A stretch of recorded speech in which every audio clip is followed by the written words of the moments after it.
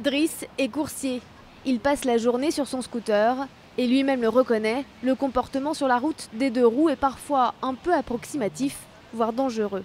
Les 125 qu'on peut conduire avec un permis B, je trouve ça c'est un peu risqué parce que depuis que j'ai passé mon permis moto, c'est à partir de là que j'ai compris les erreurs que je faisais quand j'étais en 125 parce qu'en fait on n'est pas formé.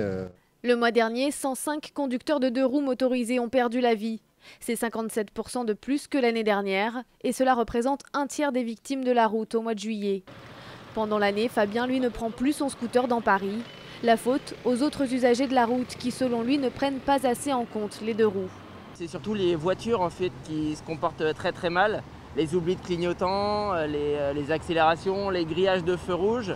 Le ministre de l'Intérieur a lancé un appel à la responsabilité des conducteurs. Pour la Fédération des motards en colère, pointer du doigt les conducteurs de deux roues par plus de répression ne servirait à rien. Il y a des pères, des mères de famille, il y a des fonctionnaires, des cadres dirigeants, des ouvriers, il y a tout le monde. Et chacun de ces personnes-là tiennent à leur vie, tiennent à leurs membres, tiennent à leur sécurité, à leur intégrité physique. Donc ces gens-là sont, dans l'immense majorité, responsables et savent conduire en groupe, savent se comporter correctement.